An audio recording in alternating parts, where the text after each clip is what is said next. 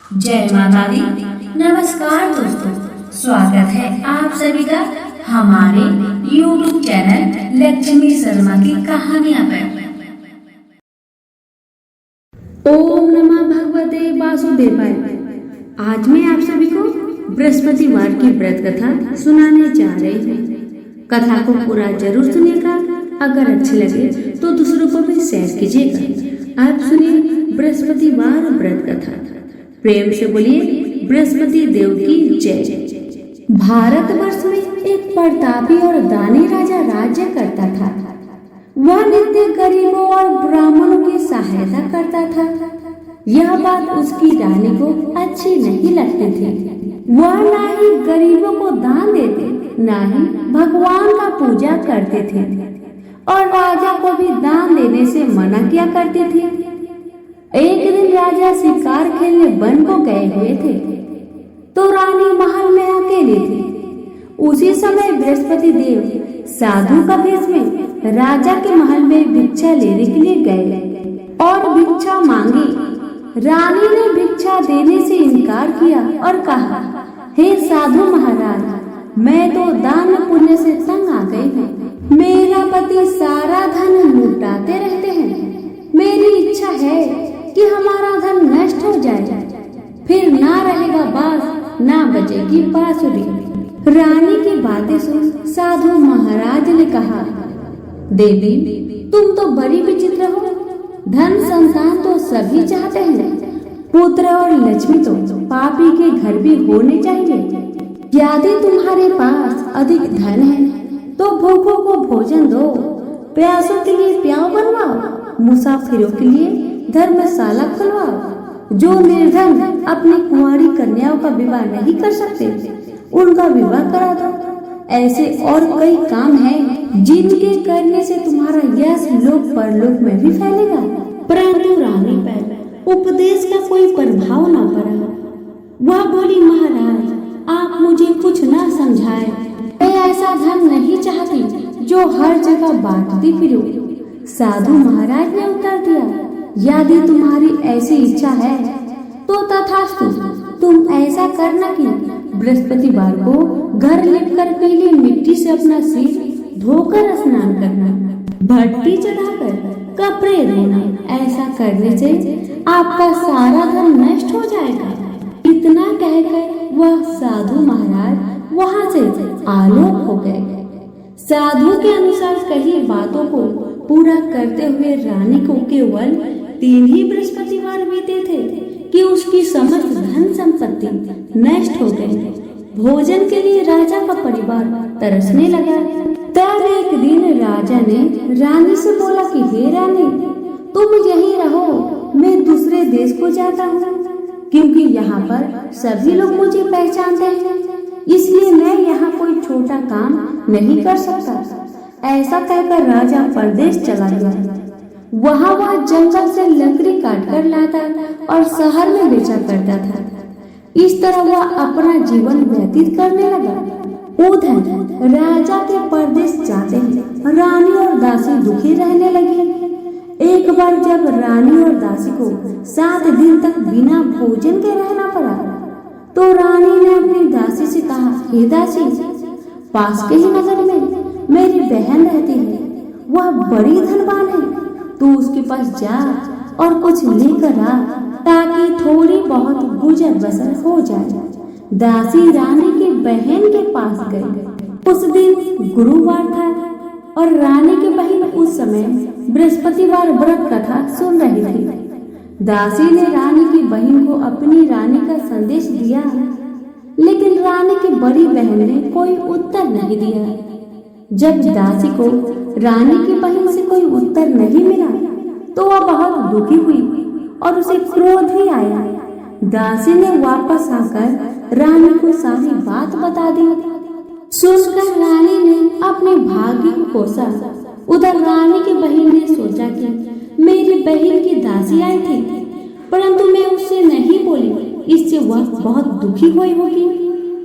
कथा सुनकर और पूजन समाप्त करके वह अपनी बहन के घर जल्दी जल्दी गई और कहने लगी, हे बहन, मैं बृहस्पतिवार का व्रत कर रही थी, तुम्हारी दासी मेरे घर में आई थी, परंतु जब तक कथा होती है तब तक ना उठते हैं और ना ही कुछ बोलते हैं, इसलिए मैं नहीं बोल सकी। कहो दासी, क्या बात है, तुम क्यों आई थी हमारे घर?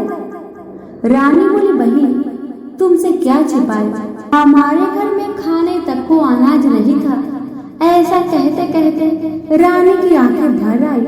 उसने दासी समेत पिछले 7 दिनों से भूखे रहने तक की बात अपनी बहन को बताई। रानी की बहन बोली, देखो बहन, भगवान बृहस्पति देव सबकी मनोकामना को पूर्ण करते हैं। देखो, शायद तुम्हारे घर में अनाज रखा हो। पहले तो रानी को विश्वास नहीं हुआ, पर बहन के आग्रह करने पर उसने अपनी दासी को अंदर भेजा तो उसे सचमुच अनाज से भरा एक घड़ा मिल गया। यह देखकर दासी को बड़ी हैरानी हुई। दासी रानी से कहने लगी, हे रानी, जब हमको भोजन नहीं मिलता तो हम व्रत ही तो करते हैं, इसलिए क्यों ना इनसे व्रत और कथा की विधि पूछ ली जाए ताकि हम भी व्रत कर सके।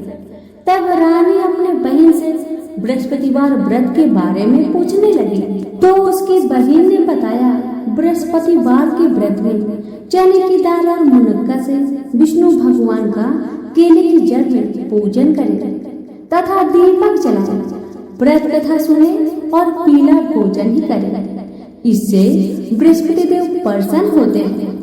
व्रत और पूजन विधि बताकर रानी की बहन अपने घर को लौट आई। 7 दिन के बाद जब गुरुवार आया तो रानी और दासी ने व्रत रखा। घुड़सार में जाकर चना और गुड़ लेकर आई, फिर उसके केले के जड़ में तथा विष्णु भगवान का पूजन किया। अब पीला भोजन कहाँ से आए, इस बात को लेकर दोनों बहुत दुखी थे। चूंकि उन्होंने व्रत रखा था, इसलिए बृहस्पति देव उनसे प्रसन्न थे। इसलिए वे एक साधारण व्यक्ति का रूप धारण कर 2 थालों में सुंदर पीला भोजन दासी को दे दिए। भोजन पाकर दासी प्रसन्न हुई और फिर रानी के साथ मिलकर भोजन ग्रहण किया। उसके बाद वे सभी गुरुवार को व्रत और पूजन करने लगे। बृहस्पति भगवान की कृपा से उनके पास फिर से धन संपत्ति आ गई, परंतु रानी फिर से पहले की तरह आलस्य करने लगी।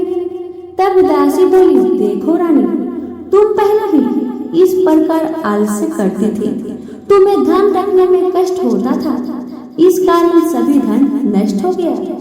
और जब भगवान बृहस्पति देव की कृपा से धन मिला है तो तुम्हें फिर से आलस्य होती है। रानी को समझाती हुई दासी कहती है कि बड़ी मुसीबतों के बाद हमने यह धन पाया है, इसलिए हमें दान पुण्य करना चाहिए, भूखे मनुष्य को भोजन कराना चाहिए और धन को शुभ कार्य में खर्च करना चाहिए, जिससे तुम्हारा कुल का यश बढ़ेगा, स्वर्ग की प्राप्ति होगी और पितर प्रसन्न होंगे।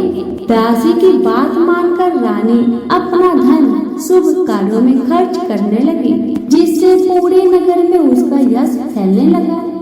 बृहस्पतिवार व्रत कथा के बाद श्रद्धा के साथ आरती की जानी चाहिए। इसके बाद प्रसाद बांटकर उसे ग्रहण करना चाहिए।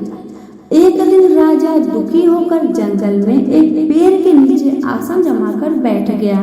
वह अपनी दशा को याद करके व्याकुल होने लगा। बृहस्पतिवार का दिन था।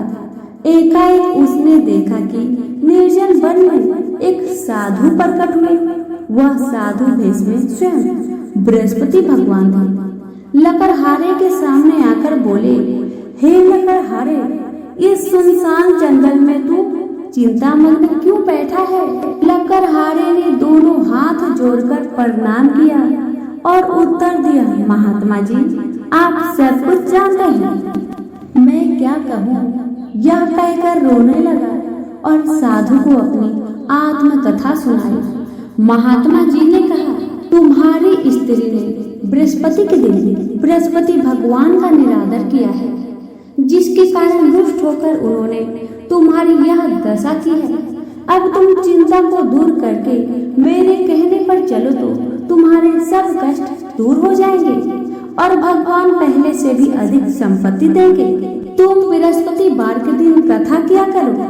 2 पैसे की चने मुनक्का लाकर उसका प्रसाद बनाओ और शुद्ध जल से लोटे में शक्कर मिलाकर अमृत तैयार करो। कथा के पश्चात अपने सारे परिवार और सुनने वाले प्रेमियों में अमृत व प्रसाद बांटकर आप भी ग्रहण करो। ऐसा करने से भगवान तुम्हारी सब मनोकामना पूर्ण करेंगे। साधु के ऐसे वचन सुनकर लकड़हारा बोला, हे प्रभु, मुझे लकड़ी बेचकर इतना पैसा नहीं मिलता जिससे भोजन के उपरांत कुछ बचा सकूं। मैंने रात्रि में अपनी स्त्री को व्याकुल देखा है। मेरे पास कुछ भी नहीं जिससे मैं उसकी खबर मंगा सकूं। साधु ने कहा, हे लकड़हारे, तुम किसी बात की चिंता मत करो। बृहस्पति के दिन तुम रोजाना की तरह लकड़ियां लेकर शहर को जाओ। तुमको रोज से दुगुना धन प्राप्त होगा जिससे तुम भली भांति भोजन कर लोगे तथा बृहस्पति देव की पूजा का समाधि आ जाएगा। इतना कहकर साधु अंतर ध्यान हो गए। धीरे धीरे समय व्यतीत होने पर फिर वही बृहस्पतिवार का दिन आया। लकड़हारा जंगल से लकड़ी काटकर किसी शहर में बेचने को गया। उसे उस दिन और दिन से अधिक पैसा मिला। राजा ने चना गुड़ आदि लाकर गुरुवार का व्रत किया। उस दिन से उसके सभी कलेश दूर हो गए। परंतु जब दोबारा गुरुवार का दिन आया तो बृहस्पतिवार का व्रत करना भूल गया। इस कारण बृहस्पति भगवान नाराज हो गए। उस दिन उस नगर के राजा ने विशाल यज्ञ का आयोजन किया तथा शहर में यह घोषणा करा दी कि कोई भी मनुष्य अपने घर में भोजन न बनाए और न ही आग जलावे। समस्त जनता मेरे यहाँ भोजन करने आए। इस आज्ञा को जो नहीं मानेगा उसे फांसी की सजा दी जाएगी। इस तरह की घोषणा संपूर्ण नगर में करवा दी गई। राजा के आज्ञा अनुसार शहर के सभी लोग भोजन करने गए, लेकिन लकड़हारा कुछ देर से पहुंचा, इसलिए राजा उसको अपने साथ घर लेकर गए और ले जाकर भोजन करा रहे थे तो रानी की दृष्टि उस खोटी पर पड़ी जिस पर उसका हार लटका हुआ था। वह वहां पर दिखाई नहीं दिया। रानी ने निश्चय किया कि मेरा हार इस मनुष्य ने चुरा लिया है। उसी समय सिपाहियों को बुलवाकर उसको कारागार में डाल दिया गया। जब लकड़हारा कारागार में पड़ गया और बहुत दुखी होकर विचार करने लगा कि ना जाने कौन से पूर्व जन्म के कर्म से मुझे यह दुख प्राप्त हुआ है, और उसी साधु को याद करने लगा जो कि जंगल में मिले थे। उसी समय तत्काल बृहस्पति देव साधु के रूप में प्रकट हुए और उसकी दशा को देखकर कहने लगे, अरे मूर्ख, तूने बृहस्पति देव की कथा नहीं करी, इस कारण तुझे दुख प्राप्त हुआ है। अब चिंता मत कर, बृहस्पतिवार के दिन कारागार के दरवाजे पर तुम्हें 4 पैसे मिलेंगे। उनसे तू बृहस्पति देव की पूजा करना, तेरे सभी कष्ट दूर हो जाएंगे। बृहस्पति के दिन उसे 4 पैसे मिले। लकड़हारे ने कथा कही।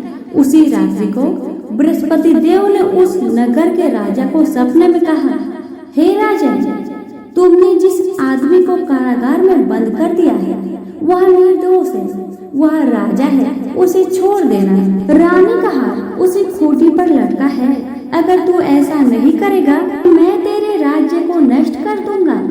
इस तरह रात्रि के सपने को देखकर राजा प्रातःकाल उठा और खूंटी पर हार देखकर लकड़हारे को बुलाकर क्षमा मांगी तथा लकड़हारे को योग सुंदर वस्त्र आभूषण देकर विदा कर दिया।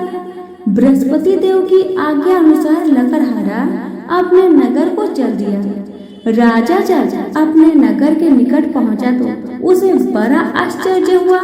नगर में पहले से अधिक बाग, तालाब, कुएं तथा बहुत सी धर्मशाला, मंदिर आदि बन गई है। राजा ने पूछा, यह सब किसका बाग और धर्मशाला है? तब नगर के सब लोग कहने लगे, यह सब रानी और बंदी की है। तो राजा को आश्चर्य हुआ और गुस्सा भी आया।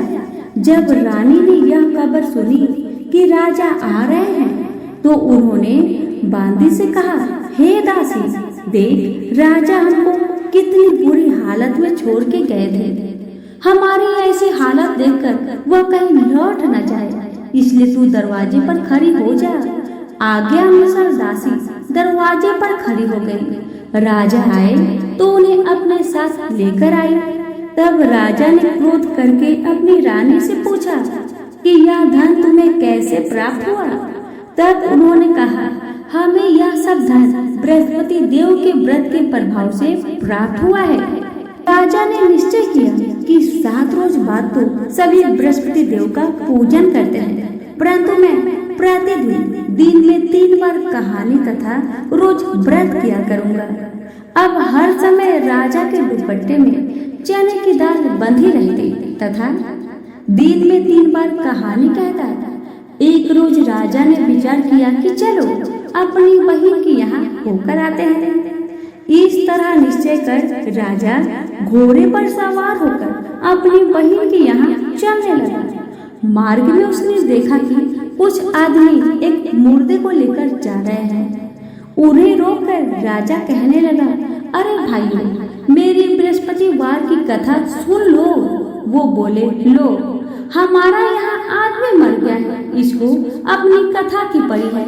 परंतु कुछ आदमी बोले, अच्छा कहो, हम तुम्हारी कथा भी सुन लेंगे। राजा ने दाल निकाली और जब कथा आधी हुई थी कि मुर्दा हिलने लग गया और जब कथा समाप्त हो गई तो राम राम करके मनुष्य उठकर खड़ा हो गया।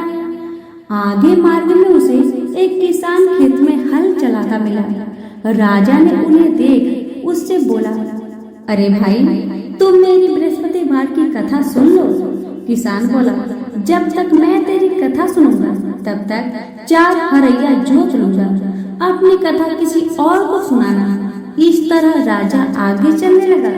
राजा के हटते ही बैल पछाड़ खाकर गिर गया तथा किसान के बेटे को पेट में बड़ी जोर दर्द होने लगा। उस समय उसकी माँ रोटी लेकर आई। उसने जब यह देखा तो अपने पुत्र से सब हाल पूछा और बेटे ने सभी हाल कह दिया। तो बुढ़िया दौड़ी दौड़ी उस घोड़सवार के पास गई और उससे बोली कि मैं तेरी कथा सुनूंगी, तू अपनी कथा मेरे खेत में चलकर ही कहना। राजा ने बुढ़िया के खेत में जाकर कथा कही, जिसके सुनते ही वह बैल उठ खड़ा हुआ तथा किसान के बेटे का दर्द भी ठीक हो गया। राजा अपनी बहन के घर पहुंचा। बहन ने भाई की खूब मेहमानी की। दूसरे रोज प्रातःकाल राजा जागा तो वह देखने लगा कि सब लोग भोजन कर रहे हैं। राजा ने अपने बहन से कहा, ऐसा कोई मनुष्य है जिसने भोजन नहीं किया हो,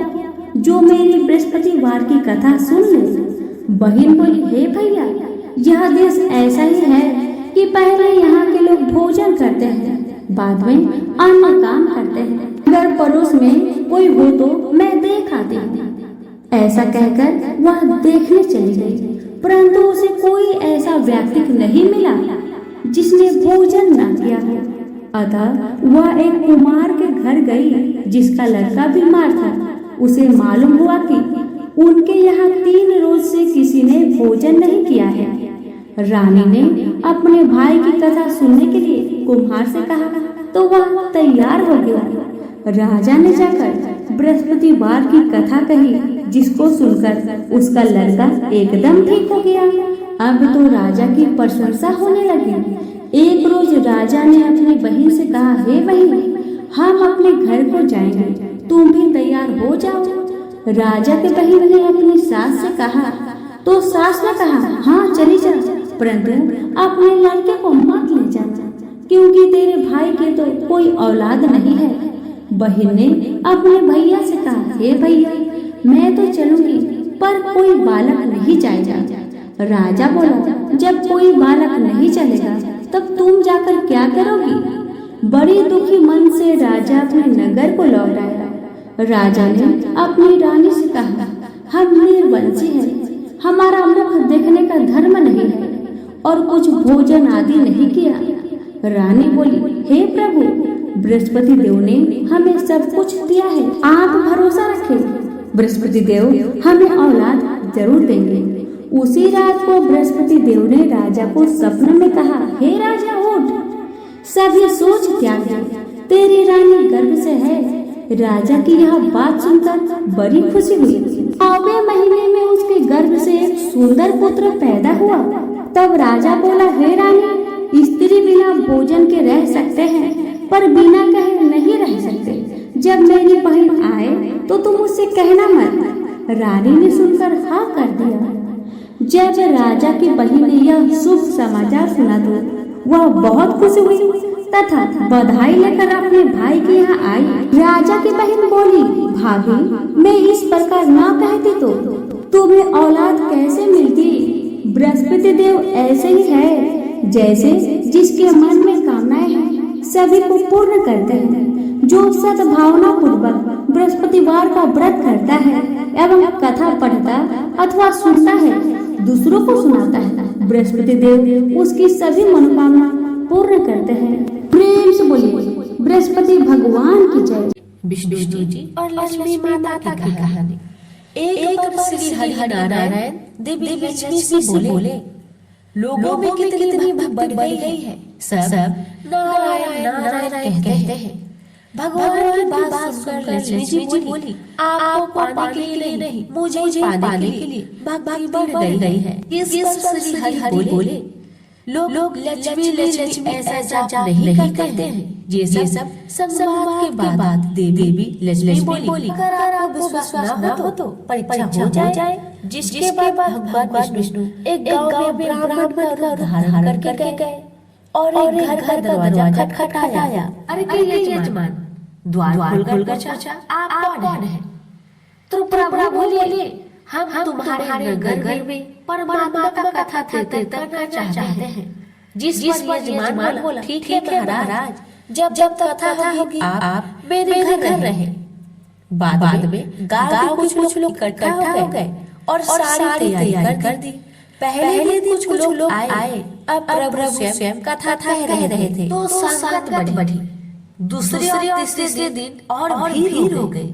विष्णु जी खुश हो गए कि कितनी भक्ति है लोगों के भीतर। उधर लक्ष्मी जी ने सोचा कि अब देखा जाएगी क्या चल रहा है। तब देवी ने बूढ़ी माता का रूप लिया और उस नगर में पहुंची जहां एक महिला ताला बंद करके कथा में जा रही थी कि देवी उसके द्वार पर पहुंची और बोली, बेटी जरा पानी पिला दे। देवी की बात सुनकर महिला बोली, माता जी 3:30 बजे हैं, मुझे परवचन जाना है। जिस पर लक्ष्मी जी बोली, बेटा पानी पिला दे, मुझे बड़ी जोर से प्यास लगी है। तब उस महिला ने लोटा भर पानी घर से लाई और माता ने पिया। तब लोटा वापस लौटाया तो वह लोटा सोने का हो गया। यह देर महिला सोच में पड़ गई कि मैंने लोटा तो दिया था पित्तल का, ये सोने का हो गई। ये जरूर चमत्कारी बात है। तब उस महिला ने हाथ जोड़ कहा, माता जी आपको भूख भी लगी होगी, खाना भी खा लीजिए। महिला लालच की इच्छा से सोचा कि जब इसने पानी पिया तो लोटा सोने का हो गया, जरूर खाना खाएगी तो थाली भी सोने की हो जाएगी। माता उसकी मनसा को समझ गई और कहने लगी, तुम जाओ बेटी, तुम्हारा परवचन का समय निकला जा रहा है। जिसकी बाद महिला परवचन में आई, लेकिन अपने आसपास की सभी महिलाओं को सारी बात बताई। अब महिलाएं यह सुनकर चलते सत्संग बीच से उठकर चली गई। वही अगले दिन इस कथा में लोगों की संख्या कम हो गई। तो भगवान हरि ने पूछा कि लोगों की संख्या कैसे हो गई? तब किसी ने कहा कि नगर में एक चमत्कारी माता आई है, जिसके घर से दूध पीती है तो गिलास सोने का हो जाता है। थाली रोटी सब्जी खाती है तो थाली सोने की हो जाती है। उनके चलते लोग परवचन में नहीं आते। जिसके बाद विष्णु जी समझ गए कि देवी लक्ष्मी का आगमन हो चुका है। कि तेरी बात सुनते ही देखा कि जो यजमान सेठ जी थे वो भी उठ खड़े हो गए, चुपके से निकल लिए और माता लक्ष्मी के पास पहुंचकर बोले, माता मैं तो भगवान की कथा आयोजन कर रहा था और आपने मेरे घर को छोड़ दिया। देवी बोली तुम्हारे घर तो मैं सबसे पहले आने वाली थी, लेकिन तुमने अपने घर में जिस कथाकार को ठहराया है वो चला जाए तभी मैं आऊँ। सेठ जी बोले बस इतनी सी बात, उन्हें अभी धर्मशाला में कमरा दिलवा देता हूँ। आप जैसे भगवान कथा करके घर आए तो सेठ जी बोले महाराज आप अपना बिस्तर बांधो और जाओ, आपकी रहने की व्यवस्था आपसे धर्मशाला में कर दिया गया है। जिस पर महाराज बोले अभी तो कथा के 2-3 दिन बचे हैं, यही रहने दो। सेठ बोले नहीं जल्दी जाओ, मैं कुछ नहीं सुनने वाला। मुझे किसी और मेहमान को अपने घर नहीं ठहराना है। इतने में ही देवी लक्ष्मी आई और कहा सेठ जी आप थोड़ा बाहर जाओ, मैं यही विदा करती हूँ। लक्ष्मी भगवान से बोली प्रभु अब तो मान गए ना। देवी की बात सुनकर विष्णु जी बोले हाँ लक्ष्मी तुम्हारा प्रभाव दिखाई देता है, लेकिन एक बात जहाँ देखी गई तुम वहाँ जाती हो जहाँ सब धार्मिक अनुष्ठान करते हैं और सात तरह से कमाई करने वाले लोग रहते हैं। इसका अर्थ है सब जहाँ कथा करेंगे आप वहाँ अवश्य से आगमन करेंगे। इतना कहकर श्री नारायण ने बैकुंठ के लिए प्रस्थान किया। प्रभु के जाने के बाद अगले दिन सेठ के घर सभी गांव वालों की भीड़ हो गई। सभी चाहते थे कि यहाँ माता सभी घर में आए, लेकिन विष्णु जी के जाने के बाद देवी लक्ष्मी ने सेठ और बाकी सभी गांव वालों को कहा अब मैं जा रही हूँ। सभी कहने लगे कि माता ऐसा क्यों, हमसे क्या भूल हुई। माता ने कहा मैं वही रहती हूँ जहाँ नारायण का वास होता है। आपने नारायण को तो यहाँ से निकाल दिया तो मैं यहाँ कैसे रह सकती हूँ। और माता भी वहाँ से चली गई। तो प्रेम से बोलिए लक्ष्मी नारायण की जय। प्राचीन काल में एक ब्राह्मण रहता था। वह बहुत ही गरीब था, बहुत निर्धन था।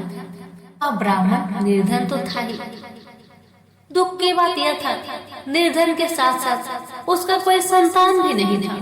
उसकी स्त्री बहुत ही मलिनता के साथ रहती थी, न ही स्नान करती थी और न ही किसी देवी देवता का पूजन ही करती थी। इससे ब्राह्मण बहुत दुखी रहता था। ब्राह्मण ब्राह्मणी को बहुत समझाते मगर उसका कोई परिणाम न निकलता। इसी तरह समय बीतने लगा। भगवान की कृपा से ब्राह्मणी का गर्भ ठहरा और उसने एक सुंदर कन्या को जन्म दिया। कन्या बड़ी होने पर प्रातः स्नान करके विष्णु भगवान का जाप हुआ बृहस्पतिवार का व्रत करने लगे। अपने पूजन पाठ को समाप्त करके विद्यालय जाती तो अपनी मुट्ठी में जौ भर के ले जाती और पाठशाला के मार्ग में डाल दी जाती। भगवान की कृपा से, बृहस्पति देव की कृपा से ये जौ स्वर्ण की हो जाती। लौटते समय वह कन्या उसे बीन कर अपने घर को ले आती थी। एक दिन की बात है कि वह कन्या सूप में उस सोने की जौ को फटक कर साफ कर रही थी। उन्हें के जौ साफ करते हुए उसके माता ने देख लिया और कहा हे बेटी, सोने की जौ साफ करने के लिए सोने का सूप तो होना ही चाहिए। अगले दिन बृहस्पतिवार का दिन था। इस बार कन्या ने व्रत रखा और बृहस्पति देव से प्रार्थना करके कहा मैंने आपकी पूजा सच्चे मन से की है, मुझे एक सोने का सूप दे दो। बृहस्पति देव ने उस कन्या का प्रार्थना स्वीकार कर लिया और रोजाना की तरह वह कन्या जौ फैलाती हुई अपने पाठशाला जाने लगी। जब लौटकर जौ बीन रही थी तो बृहस्पति देव की कृपा से सोने का सूप भी उसे मिला। वह कन्या उसे घर ले आई और उसमें जौ साफ करने लगी, परंतु उसकी माँ का वही ढंग रहा। एक दिन की बात है कि वह कन्या सोने के सूप में जौ साफ कर रही थी। उस समय उस शहर का राजपुत्र वहाँ से निकल रहा था। उसकी नजर उस कन्या पर पड़ी। उसका रूप और कार्य को देखकर वह राजकुमार मोहित हो गया तथा अपने घर आकर भोजन तथा जल त्याग कर उदास होकर लेट गया। राजा को जब इस बात का पता लगा तो अपने प्रधानमंत्री के साथ उसके पास गए और बोले हे बेटा, तुम्हें किस बात का कष्ट है? किसी ने तुम्हारा अपमान किया है या फिर कोई और कारण है? मुझसे कहो। मैं वही कार्य करूंगा जिससे तुम्हें प्रसन्नता मिले। अपने पिता की बात सुनकर राजकुमार ने कहा, मुझे आपकी कृपा से किसी बात का दुख नहीं पिताजी। किसी ने मेरा अपमान नहीं किया है, परंतु मैं उस लड़की से विवाह करना चाहता हूँ जो सोने के सूप में सोने की जौ को साफ कर रहे थे। यह सुनकर राजा आश्चर्य में पड़ गया और बोला, हे बेटा, इस तरह की कन्या का पता तुम मुझे बताओ, मैं उसके साथ तुम्हारा विवाह अवश्य ही करूंगा। राजकुमार ने उस लड़की के घर की पता बताया। मंत्री उस लड़की के घर गए और ब्राह्मण देवता को सभी हाल बतलाया। ब्राह्मण देवता राजकुमार के साथ अपनी कन्या का विवाह करने के लिए तैयार हो गए। विधि विधान के अनुसार ब्राह्मण की कन्या का विवाह राजकुमार के साथ हो गया। कन्या के घर से जाते पहले की भांति उस ब्राह्मण देवता के घर में गरीबी का निवास हो गया। अब भोजन के लिए भी अन्न बड़ी मुश्किल से ही मिलता था। एक दिन दुखी होकर ब्राह्मण देवता अपनी बेटिया के पास गए। बेटी ने पिता की दुखी अवस्था को देखा और अपनी माँ का हाल पूछा। तब ब्राह्मण ने सभी हाल कहा। कन्या ने बहुत सा धन देकर अपने पिता को विदा कर दिया। इस तरह ब्राह्मण का कुछ समय सुखपूर्वक व्यतीत हुआ। कुछ दिन बाद फिर वही हाल हो गया। ब्राह्मण फिर अपनी कन्या के यहाँ गया और सारा हाल कह सुनाया। तब बेटी बोली, हे पिताजी, आप मेरी माँ को यहाँ लेकर आए। माँ को बृहस्पतिवार का विधि विधान बतला दूंगी, जिसका व्रत करने से आपकी गरीबी हमेशा के लिए दूर हो जाएगी। अब ब्राह्मण देवता अपनी स्त्री को साथ लेकर अगले दिन ही पहुँचा तो अपनी माँ को बेटी समझाने लगी, हे माँ, तुम प्रातःकाल प्रथम स्नान आदि करके विष्णु भगवान का पूजन करो तो सब दरिद्रता दूर हो जाएगा। तो उसकी माँ ने एक भी बात नहीं मानी और प्रातःकाल उठकर अपनी पुत्री के बच्चों की जूठन खा लिया।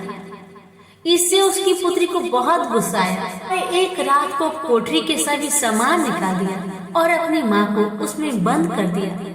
प्रातःकाल उसे निकाला तथा स्नान आदि करा के पाठ करवाया तो उसकी माँ की बुद्धि ठीक हो गई और फिर प्रत्येक बृहस्पतिवार को व्रत रखने लगे। इस व्रत के प्रभाव से उसके माँ बाप बहुत ही धनवान और पुत्रवान हो गए और बृहस्पति जी के प्रभाव से इस लोक के सुख भोग कर स्वर्ग को प्राप्त हुए। प्रेम से बोलिए बृहस्पति देव की जय, लक्ष्मी नारायण की जय। अब आप श्रवण करेंगे जगदीश जी की आरती। ओम जय जगदीश हरे स्वामी, जय जगदीश हरे। भक्त जनों के संकट, दास जनों के संकट क्षण में दूर करे। ओम जय जगदीश हरे। जो ध्यावे फल पावे, दुख बिन से मन का स्वामी, दुख बिन से मन का। सुख संपत्ति घर आवे, सुख संपत्ति घर आवे, कष्ट मिटे तन का। ओम जय जगदीश हरे। माता पिता तुम मेरे, शरण गहूँ किसकी स्वामी, शरण गहूँ मैं किसकी। तुम्हें बिन और न दूजा, तुम्हें बिन और न दूजा, आस करो मैं जिसकी। ओम जय जगदीश हरे।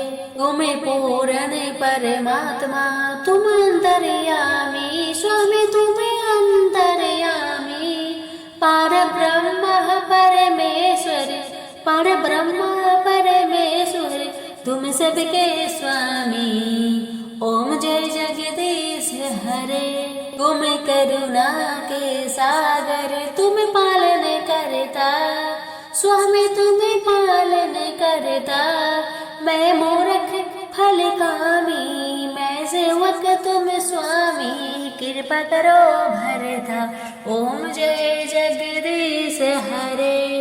तुम हो एक अगोचर, सबके प्राणपति स्वामी, सबके प्राणपति। इस विधि मिलू दयामय, किसी विधि मिलू दया मने तुमको मैं कुमति। ओम जय जगदीश हरे।